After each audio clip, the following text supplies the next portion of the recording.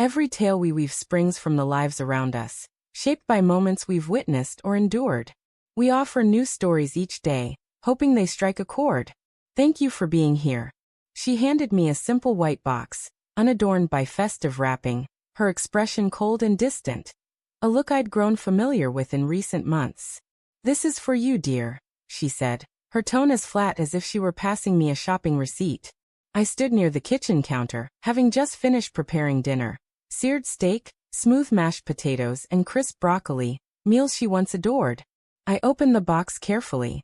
Inside was a pristine manila envelope, my name, Ethan Carter, printed with sharp clarity. I sensed its contents before lifting the flap, but I opened it anyway, gently, as if uncovering a buried scar. Divorce papers. No forewarning, no conversation. Just the documents. I looked into her eyes. This is a joke, isn't it? Her reply was icy. I don't jest about things like this. I nodded once, no shouting, no trembling, just stared at the envelope as my stomach twisted. The scent of warm food hung in the air, the TV droned softly, and the weight of a crumbling marriage bore down through that thin folder. She sat across the counter, arms crossed, her phone face down nearby. She didn't touch it, didn't flinch.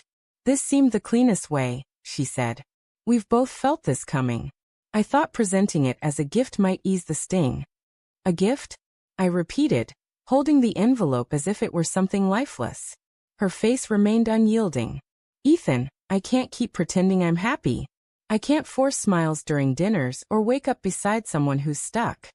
There it was, stuck. She continued. I've said it before, I need more. More passion, more growth, more fire.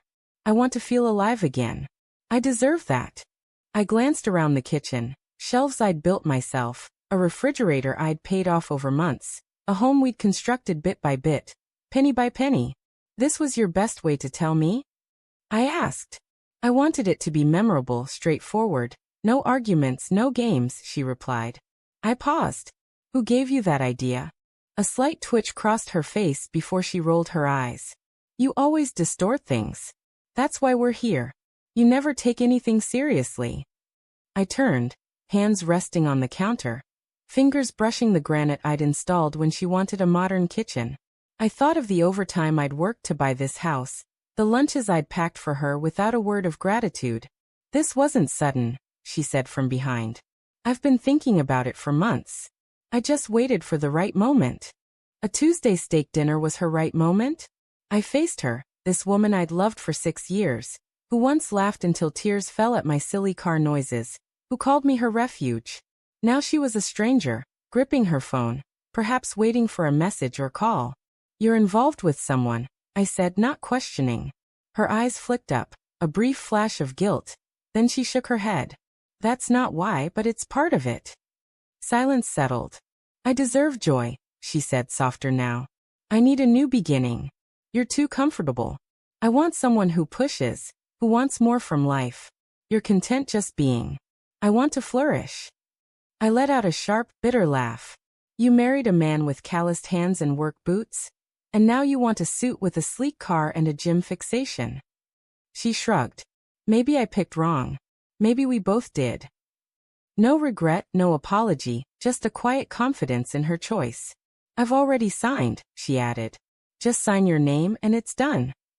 I flipped to the last page. Her signature, Clara Bennett Carter, precise and perfect. I closed the box. You'll have your signature, I said.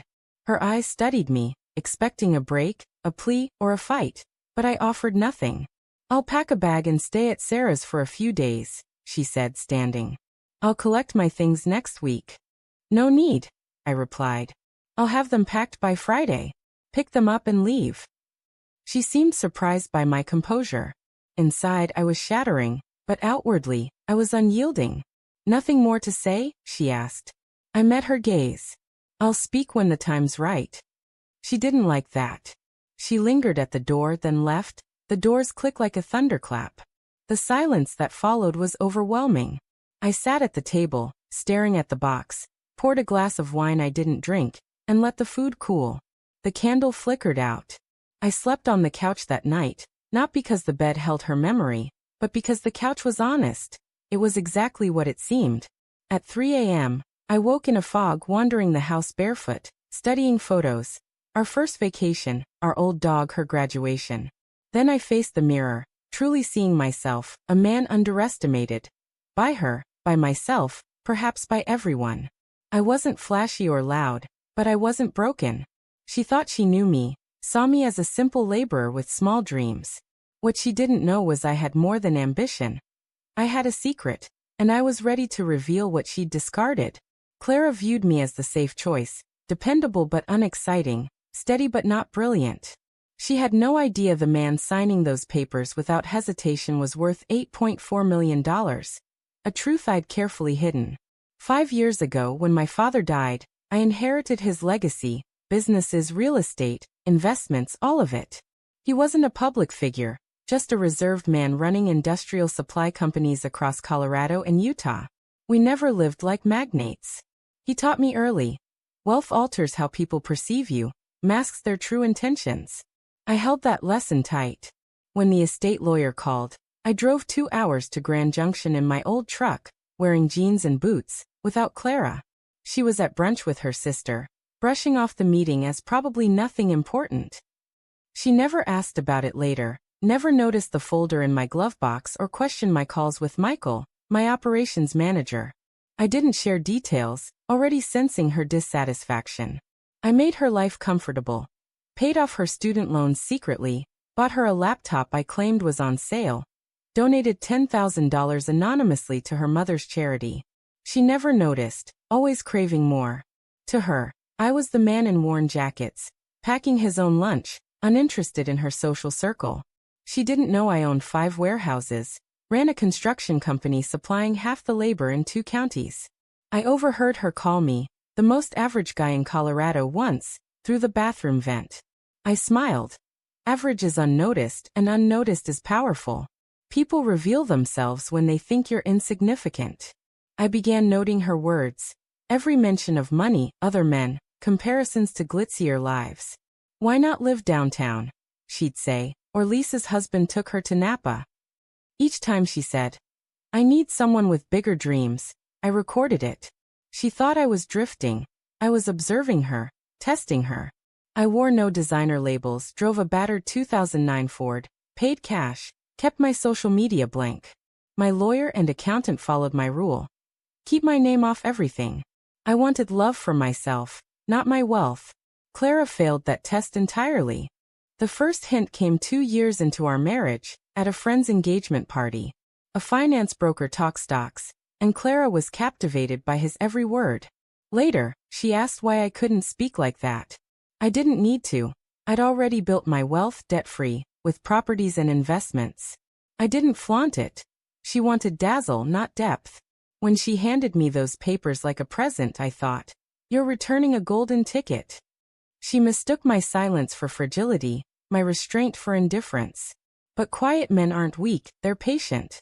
Holding those papers, I understood her completely, and I could act with certainty. The next day, I called my legal team, securing every asset. The prenup she'd barely glanced at 4 years ago protected my businesses, properties, everything. She'd get the minimum, her clothes, some furniture, a used car. Even the house was in a trust, untouchable. She'd leave with little, unaware of it all.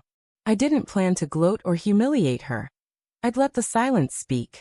I moved out within a week, hiring a small crew from my company to take my belongings to a luxury high-rise I owned in Denver. No mortgage, fully mine.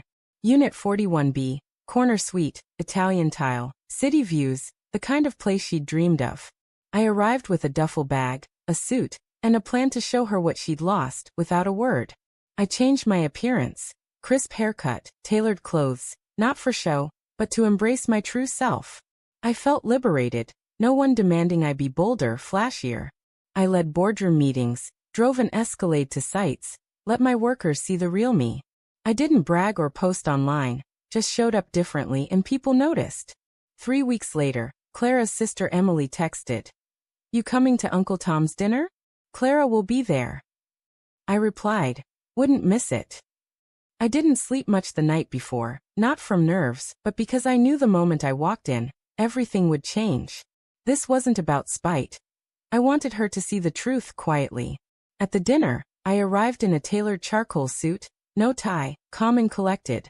Clara's uncle greeted me warmly. "Damn, Ethan, you look polished." The room, filled with her family and friends, hushed as I entered. I nodded, sat by the window, quiet but present. Then Clara walked in, all curls and heels, laughing until she saw me. She froze, eyes scanning me like I was a stranger. I wasn't smug, just untouchable. "Ethan," she said, hesitant. "Evening, Clara," I replied, offering nothing more. She forced a smile. "You look different." "I feel different," I said. Emily chimed in. "He's owning it now, huh?" Clara looked puzzled. "What?" Emily continued. "Ethan's been killing it. Spoke at the Denver Development Summit, blew everyone away. Didn't you see?" Clara's eyes darted to me. "You're doing keynotes now?" I shrugged. "Just contributing to some panels. Staying busy." The realization hit her slowly, tightening her posture, settling in her expression. I'd moved on upward. Later, she pulled me outside. "You look incredible. You've changed." "I just stopped hiding," I said. She blinked. "This is the real you." I stayed silent. "I thought you were fine where you were," she said. I met her gaze. "I never said I didn't want more. I just didn't think I had to prove it." She softened. "Did I mess up?" I didn't waver. "You chose what aligned with your values. I chose mine." "I didn't know," she whispered. "If you'd known, you'd have stayed for the wrong reasons," I said. "That's why I kept it hidden." She tried to laugh, but it faltered. "What now?" I smiled. "I live my life. You live yours." No anger, no tears, just silence louder than any words. I went back inside, ate dessert, thanked the family, and left. Clara stayed on the porch, staring as I drove away. I didn't look back. Revenge isn't loud. It's letting them see you thrive after they've lost you. 2 days later, Clara texted. "Can we meet? I need to talk." I left it unread, not out of malice, but to let her feel the weight of her decision. She tried again. "Please, just 5 minutes. No arguments." Still, I gave her nothing. She needed to sit with the image of me walking away, composed and untouchable. The next weekend, I attended a charity gala, a scene I'd once avoided. Now I walked in with ease, tenants greeted me, organizers knew my name. Clara showed up with a friend, nervous, overdressed, scanning the room. When she saw me, her face froze. I passed her without a word, her friend confused, Clara silent but watching. Later, a staff member handed me a note in her handwriting. "Ethan, I see you now. I'm sorry. Please give me a chance to explain." I tore it and slipped it into my pocket. Let her feel the weight of discarding me. Her texts grew desperate. "I was wrong. You didn't deserve this. You look so confident now. I'm breaking." "Are you seeing someone?" That last one stopped me. I'd met Sophie at a seminar, a lawyer, sharp, genuine, no games. She liked me for me, not my wealth. I told her about Clara, and she said, "Let her want. That's not your burden anymore." One afternoon, Sophie and I were at a bookstore cafe, laughing when Clara walked in. She froze, hands trembling, pretending to scroll her phone but watching us. That night she texted, "You looked happy today." It crushed me. I keep thinking about what I threw away. I didn't reply. A week later, she appeared at my office, pacing the lobby, eyes red. I let her wait, then stepped out. "Ethan, can we talk?" she pleaded. "You've said enough," I replied. "I made a mistake." "You made a choice," I corrected. "You knew me. You just thought it wasn't enough." Her voice broke. "I didn't mean to hurt you. You didn't hurt me, Clara. You showed me who you are and I'm grateful." Tears welled. "Is there any chance?" I looked at her. No, I walked back to my office. She didn't follow. Weeks passed without texts or visits.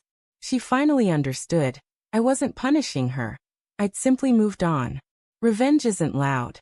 It's peace, silence, letting them see you were the prize too late. It's been over a year since that white box.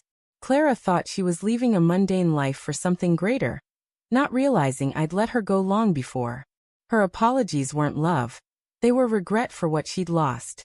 I didn't need to ruin her. I just kept thriving. I wasn't new. I was always this man, now free to grow. My business expanded. I took on new contracts, mentored young entrepreneurs, not for recognition but because it felt right. Sophie and I stayed strong, cooking, laughing, real. At a small Boulder dinner party, I saw Clara again, alone, weary, scrolling to escape. I didn't approach, just sat with Sophie. Later, Clara texted, "You looked happy. I missed the real you." I didn't reply. That real me was always there, she just didn't see it.